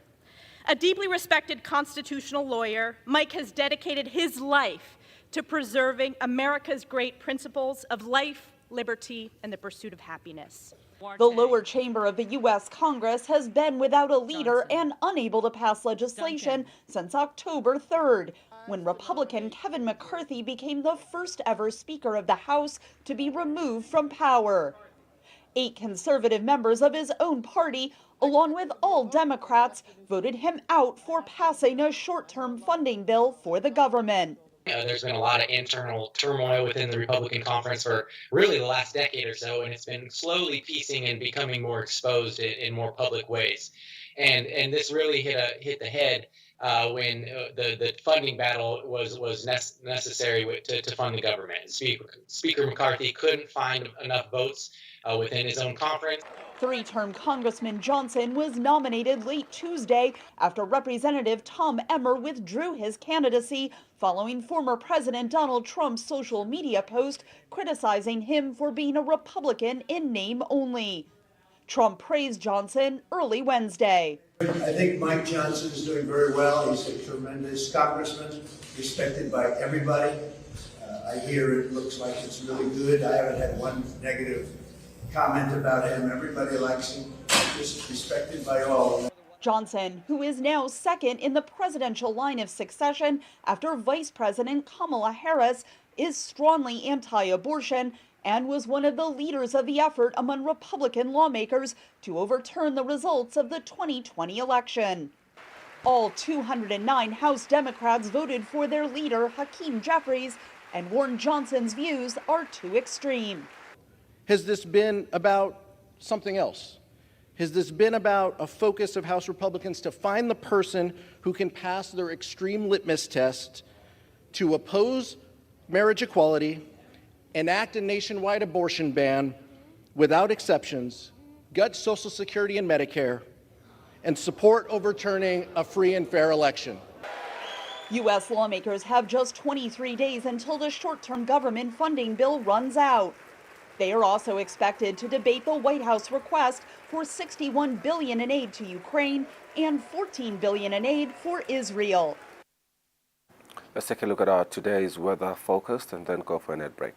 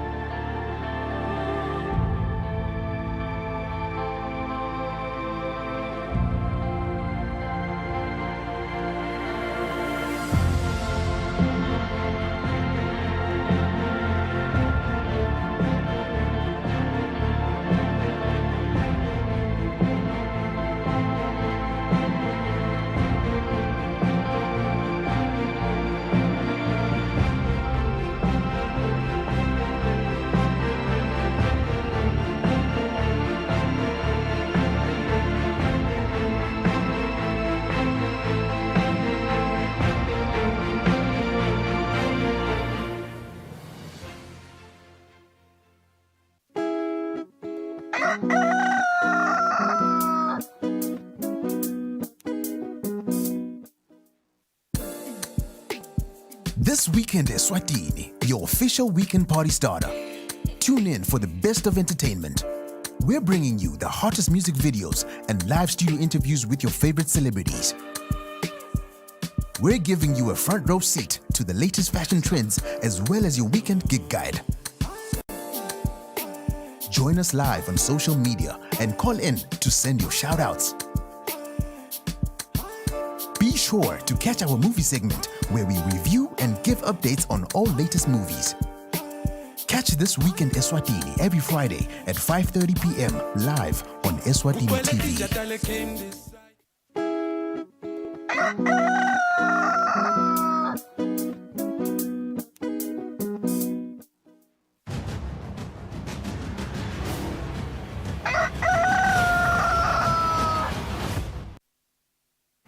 Asimizele sinemukele sikuvusele nawo losanza kusivulela lomhlahlelo sibuke nje Donatini Zabade tempilo sidabuka kakhulu kade nje mental health njengoba sicubeka nje nekwanzisa lwati ngaDonatini Zabade mental health njengoba kumloko ukuthi mhla ka 10 October mhlahlangene abelugubha lolusuku sengiyokelena inyanga yekwanzisa lwati njengaDonatini Zabade mental health. I'm joined by health promotion officer babestomolkele kusichazela nje kabandi njengebumcwa bokuthi ingqomvo ihlale ephilile sibabonile labanye bangena ku depression ngathothi ikhathi temkhuhlane COVID-19 ngisizafu sekuthi balahlekelwa imisebenzi kanjalo nebamfa besikolo nabo sibabonile bakhathateka nje engqomveni ngekulandzela ukuthi nabo bebaya esikolweni baphinze bamiswe nje timbe betendeka nanyalo kunento kusendeka kibo bamfa besikolo etikolweni kufaka ikhathi bo bullying nakoloko kuyamkhathatha umfana esikolo kanjalo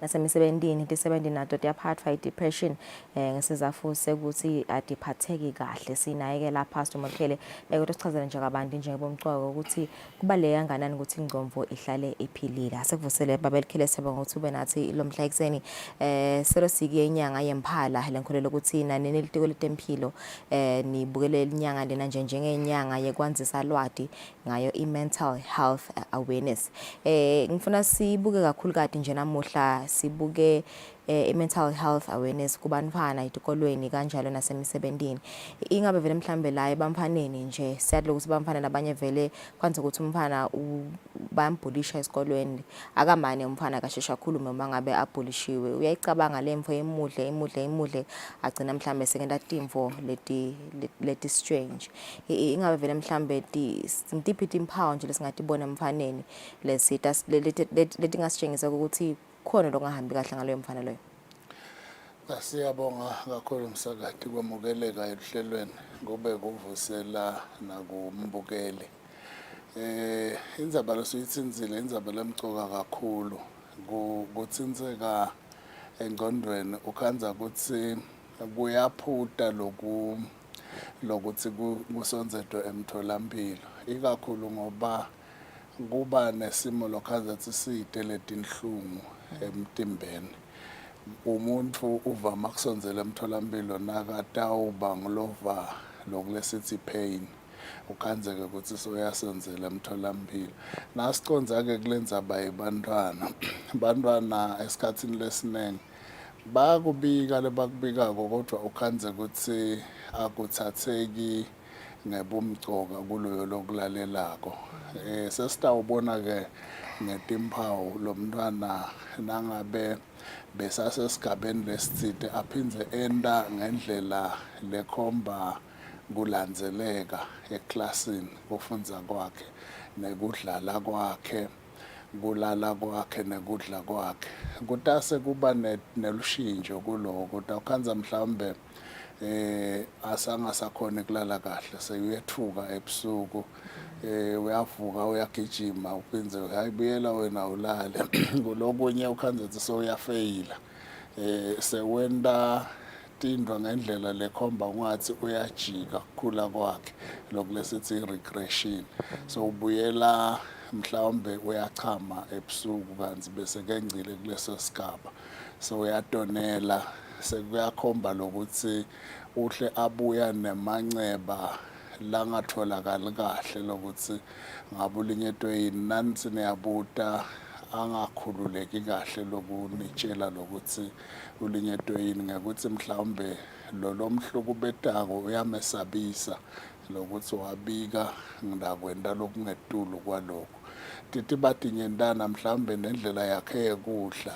so utawukhanza ukuthi lezinga lekujabulela kudla liyancipha lokhu lesithi loss of appetite.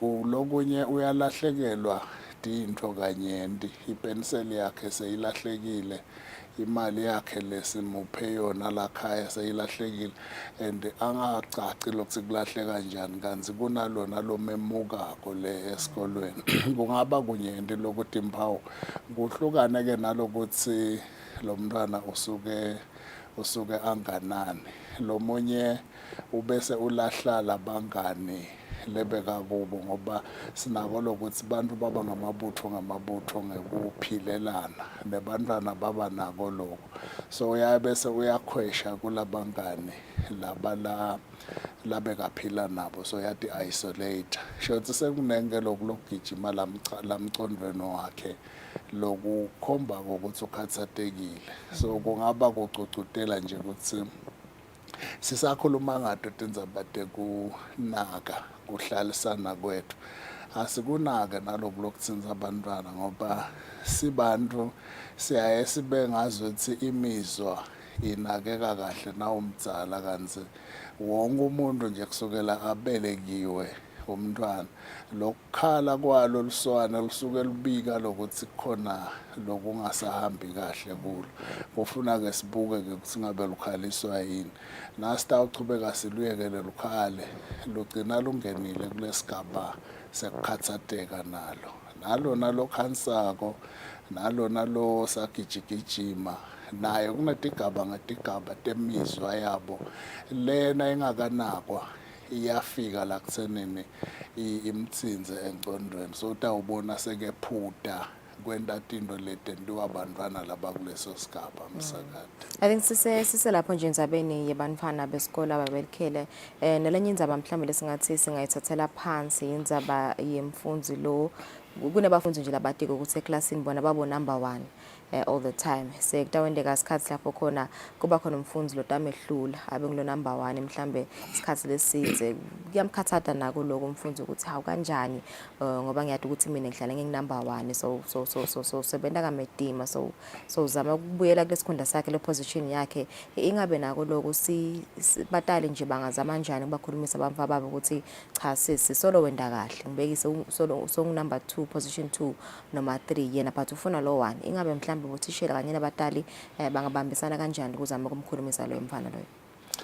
Ngiyabonga msakade kusekukhulumisaneni umcudzelwano umubi muhle labuhleni bawo usiniketa lucosi lokuthi sihlale sisenda kahle tinto bese ke lokuthi kulomcudzelwano sisacudzelana mhlambe kusemsebentini mhlambe kusesikolweni ubekisa ke ngemntwana esikole Esikolweni kwabekwa sigaba sekuthi umuntu starts wende kahle nake ngce kulokungenani hafu waletinto letisuke tifundzisiwe nasimbuta noma ngakungaluphi luhlangothi lwento lafundzisiwe nasimbona angetulu kwahafu wakho sikhomba ukuthi kusho ukuthi ingcondo yakhe ikhonile kutibamba letinto letentiwa kuleso sigaba lekufundwa sona.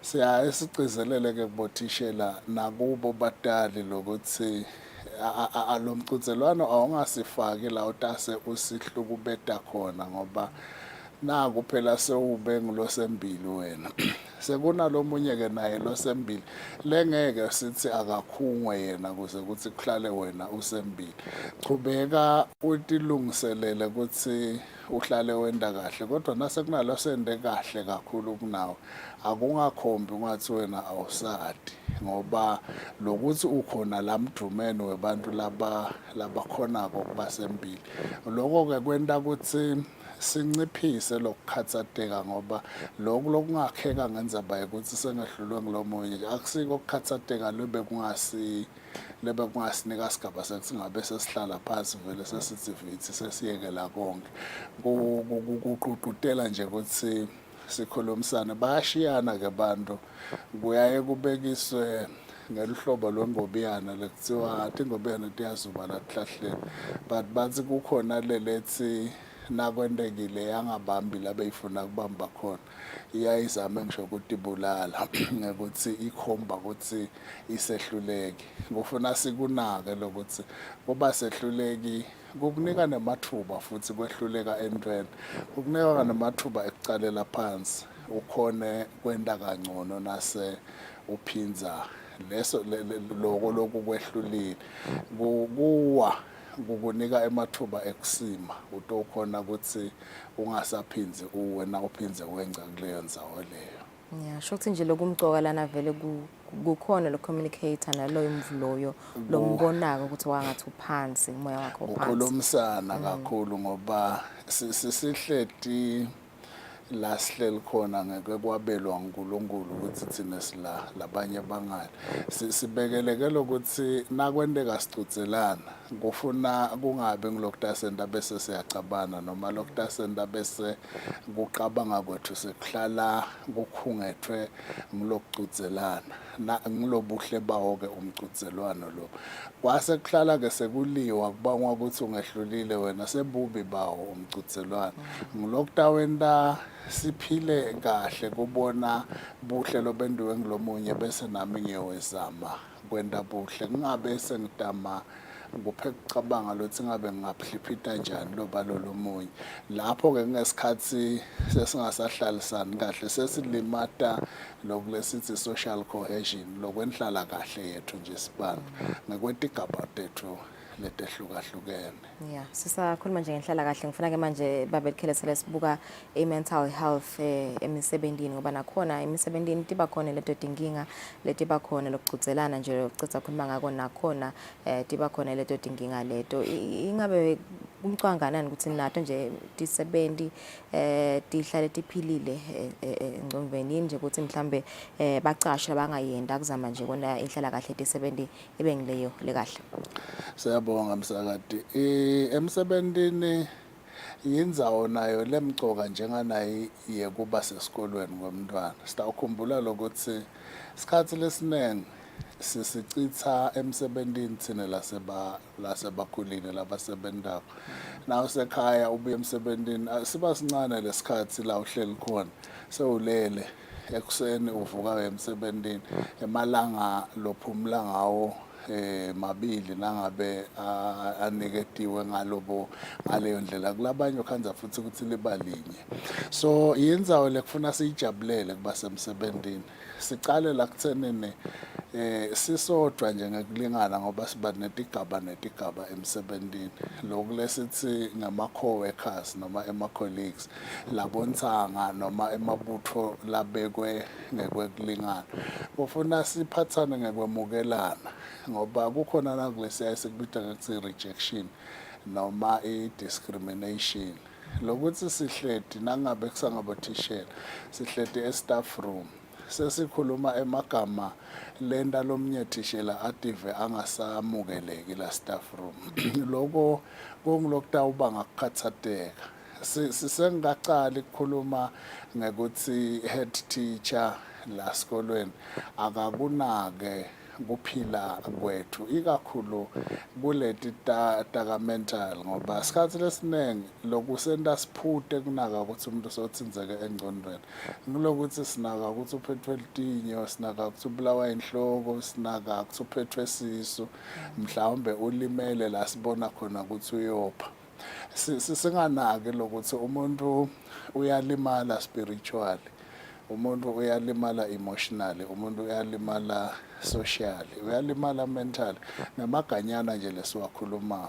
kulokunye ke singakhuthata ke lokuthi baholi basemisebentini ngoba kuba nebaholi emisebentini kube nebaphathi kuyafika ke la sigabeni sekuthi nangidiva nginalokuthi labantu ngibaphethe ngibese ngikhalisa nakulokuthiwa kukhalisa sicathulo lota ukhanza ukuthi akubahlalisi kahle labantu lengibaphethe la msebentini kanzi nangibahola ngibala mdrumeni wabo nami tinto leti ngathi tine kubahlabahlaba ngiyaye ngikhone kudiva nami ngoba ngila msebentini sikhumbule nje singilabaholako emsebentini lokuthi ngamathuba kushiyana lokuthi mina sengisembili laba basemva kwami singahlukubetani bese ke ngicizelela ukuthi sisa-create noma sisungula lamagumbi lesiyaye sithi ekunaka tempilo ema-wellness corners noma ema-wellness establishments la misebentini silinake kakhulu lele ukuthi sibameme laba labathinzana kakhulu netekweluleka engcondweni sibabite bate ukhuluma netisebenti kungakabonakala umuntu mhlambe losekake wazama ukutibulala kungakabonakala umuntu mhlambe losacale kungena etidzakamisweni ngendlela leseyicakile kungakavakali ukuthi mhlambe sekucabene etisebenti ngekuthi tibekwe endlini yinye atisabona ngaselinye lokulesithi i-sharing letindlini singakwendi lokho ngekuthi sicatulula inkinga lokulekuthiwa kuba reactive sikwende kube i-proactive position simeme lokhanyiselekile ngatengcono atokhuluma nathi sitisebenzi nathi ke thina baholi sibe khona sitive letinkulumo ngoba kulokunye ukhanza ukuthi kumenywa labantu bafike bakhulume naleti sebenzi ukuthi nase kufanele singabe letinto tiyasetshenzwa ukhanze ukuthi awufanele tendlule kumphathi longakeva ngato noma longakhanyiseleki ngato bese atisasebenteki letinto sekuphindze kujinga kubonakala ngathi kude lusito lolukhona kuleyo ndzawo so lokukhulunyiswa kwaleti sebenzi kungaba yimvo leyenteka kangakhi nje ngibekise ngeliviki kude vele tonde kasiqiniseka sokuthi vele tiphilile ngcono sebenzi tikahle kukushiyana lamathuba lesiwakhako emsebentini nasikhuluma nge-investment bantu labanengi baye bacabange monetary investment kanzi kulama-resources kunanako lesithi human resource kusevisa imoto le-resource emsebentini kufuna nawucabanga nje ukuthi imoto sekufuna tiyosevisa kucabanga nokuthi le-human resource labantu labalamsebentini bayafuna kunakwa noma bangasho ukuthi bayagula kuyaye bese kushiyana-ke lokuthi letinhlelo takhiwe taba kanjani kuleyo ndzawo kulabanye ukhanza ukuthi bayasimema sitokhuluma ngashukela bayasimema sitokhuluma ngamdlavuza bayasimema sitokhuluma nge-high uthi nawulibuka lolu hla lwabo bese uyabuta ukuthi kukhona yini lebe nekucabanga lokuthinzana nengcondo bese kuthiwa hawu nayo singayifaka la kuqabangeka kungathi umuntu lekufuna akhulunyiswe ngetindzaba tetengcondo ngulona losagula kanti lo losagula kusuke sekuvele kulate and nakhona nasikhuluma ngetindzaba tengcondo kucatshangwa lo muntu losekakufa extreme lo losokhanza ukuthi sowuhamba edolobheni mhlawumbe angambathi ngendlela lefanele mhlawumbe angagezi mhlawumbe adla emgconyeni kanti sithi asikhulume kungakaqali nje sitoncabela lokuthi sifike kuleto tigaba so ngete ngaba nekuthi kungaba kangakhi ngeliviki kodwa asitame lokuthi nasenta tinhlelo tekubita labo labakhanyiselekile kutemphilo sikufake kube sembidlana lokuthi sinake lengcondo yakhe lo muntu sanaka leyo ndzawo leyo ukhanza ukuthi sekutaba lula kulo muntu ukuthi naka yena nakuleti letitsinza lokulesithi physical component emtimbeni. Yeah. I think naloku tivocavoca nje umtimba letinye tinkampani tibe nabo mental wellness day nako lokho kubalekile ukuthi mhlambe baholi noma abacashi baku consideration kwendela ba disebenzi tabo ingabe nako kuvocavoca nje umtimba nawo kuyasita indvelo ukuthi ingcomvo ihlale iphilile nayo. Kukusita kakhulu umsakati nakuye umbukeli kunalo lendlela lewakheke ngayo umtimba unetitfo temtimba letifaka ekhatsi inhlitiyo ifaka ekhatsi imithambo la kuhamba khona ingadi imithambo ke kufuna ihlale ivulekile itokhona kuhambisa lengadi kule ngadi kunaloko lesithi ngama blood cells amanye ngama red blood cells ahambisa umoya lohlobile lokulesithi oxygen leta ufanele ifike kuto tonke tindzawo emtimbeni ikakhulu kufanele ifike engcondweni nangabe nje sekwendekile yashoda kwashoda lo moya lohlobile lesithi oxygen uphathwa siyedwa umuntu ukhanzethe sowuwile lokho kuwa lokho usuke lo mtimba uthi akamanavundle phansi kutomane kwenetiswe le oxygen manje ifike nasengcondweni so siyakukhutsata lokuthi sikusebenzise lokutivocavoca kulokunye ke sibese siba ngesilumbi kuthiwa kuba time conscious ukubukwa lwashi ukuthi yini ngathi siyadlala kanti asidlali nasenda lama sporting activities latawenda ukuthi sitikhanze sishukuma kulokushukuma nasilibutho kuphindze kwakheke lobudlelwane ngoba kukhona lokhanza kuthi usembili uyakhomba lokuthi sishukuma kanjani siyamlalela sikwenda ngendlela lekhomba ukuthi siyakhona kunaka lokuthi uthi sinyathela kangakhi kubhekale sizuba kangakhi kwakona lokho kuyayenda lengcondo ikhona lokunaka tinto nalokuthi sikhweshile ngalela sisebentela ngakhona namhla singala lokushintsha tinto emsebentini nasekhaya nasemangweni kuyenda lokuthi sitikhanzeke engcondweni sesibantu labangathi bayachuba lokungiko ke lesikucucutela kungesiko ukuthi sikukhuluma ngale nyanga yemphala kuphela sithola lithuba lekukhuluma kakhulu ngako ngale mphala mhlambe singathi imvuselelo kodwa sithi njalo asihlale singilabahlalisene kahle socially singilaba nengolelo letawenda ukuthi semukelane sonke ngoba kulokunye ukhanza ukuthi sibanga ukuthi wena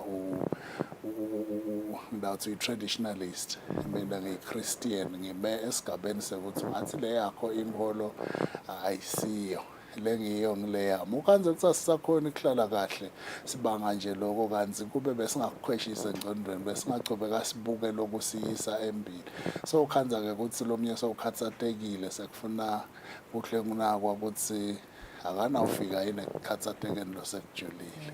I think nalokunye nje babelikhele lokusilimatako imicabango yethu no tabane imicabango le negative sonke isikhathi kakhulu nako lokho kuyakulimata so ningabe vele kuba yimvele ni advisor ukuthi vele nangcomveni yami nangitshele ngemva ngitshele ngibe nama positive thoughts mhlambe ngifunze nama positive quotes lata ngisita ukuthi ngikhone ngichubene ilanga lami. Letinengi lemene ngiyale mibuto yakho ihamba la sivele sicucutela khona icala la kuwe ungumuntu lendzaba ngoba singakumikisa emtholampilo uthole umeluleki ngeke afike akubhalele njenganakabala imithi ukuthi utawuthola imithi lenje ufike avule lengqondo ukuthi into letinje tikhona bese wena kuphindze kuba nguwe lothatha tincumo ukuthi uyathi sekutsidiwe lokunje kukhona nalokunje kungenteka sengingakhona ke kuphindze ngisukume nangabe bese ngihleli phansi bantu lokhanza ukuthi batilahla ngamacala atilahle yena ngalelicala lokulesithi kuba guilty kulokunye ukhanze ukuthi uguilty over into lekangayicondzi kahle keja nje mhlawumbe sowuva kungathi ngawe yakhala sowuva kungathi litawushona eve umbiko lomubi so uhlala aticabanga angaphumeleli yena kulokunye kuthiwe kunemathuba ekwenta into letinje avele athi hawu mina ngahlala nginebhadi nje ngiyide inhlanhla so lokho sekwenta ke ukuthi alahlekelwe noma alahle lithemba lekwenta tinto nasetintweni longakhanza kuthi bekade uphumelela kudo so lo mbuto wakho wekuhlala sicabanga kabi ubese ke nase wendlulela kuwe so utawendlulela ke kulabantu lophila nabo ngaba bantwana nabatama kwakha likusasa bayathathisa kuwe njengemtali noma njengathishela ubese uncabela lamathuba abo ekwenta tinto ngoba wena imicabango yakho inegative seyenda ke ukuthi ube ne-loss of hope lese uyibhebhetela nakulaba lotawukhanza kulikhaya lonke sowukhanza ukuthi liyide impumelelo ngoba kunemuntu lo influential lo negative thinking lokhanza ukuthi soyibhebhetela kulaba lakhaya abasakhoni ke kuzuba ngoba lo bekufanele azube akhombe kuzuba uvele wathi akuzujwa asale kuyekelwa nje all together so i-negative thinking nayo ingilenye lefaka umoya lotawukhanza ukuthi usibangela abantu labakhathatekile usibangela abantu lotawukhanza sibagcina batibulala. Okay. No, kuyavakala sibakhulu babekheleza ethemba ukuthi sisaphinde sibe nawe ehleleni sitawuchubeka nje nayo indzaba ye-mental health awareness njengoba ibalulekile. Sibahlele manje sesibe masinyane sitawuphetha hlelo.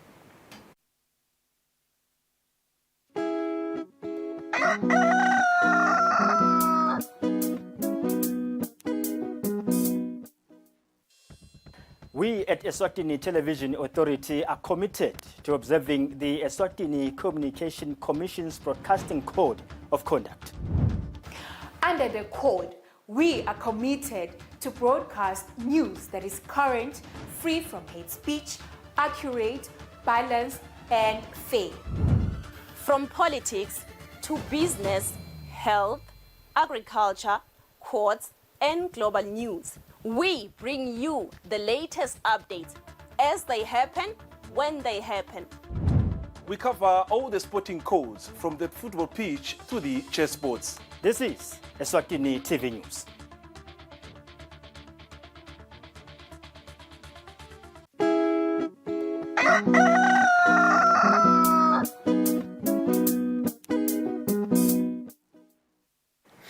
One minute before 8 o'clock, we've come to the end of our show today. Thank you for joining us. It's Mutsinda Manelanga Lelihle, Lalelbusisekile, Solo Sibaya Siakubeka Indasel Sitini, Ilanga Lesine, Leli Sitabese broadcast again, Nanamuhla kusukela ngayo insimbi yemficelelo mhlexeni. So do stay tuned.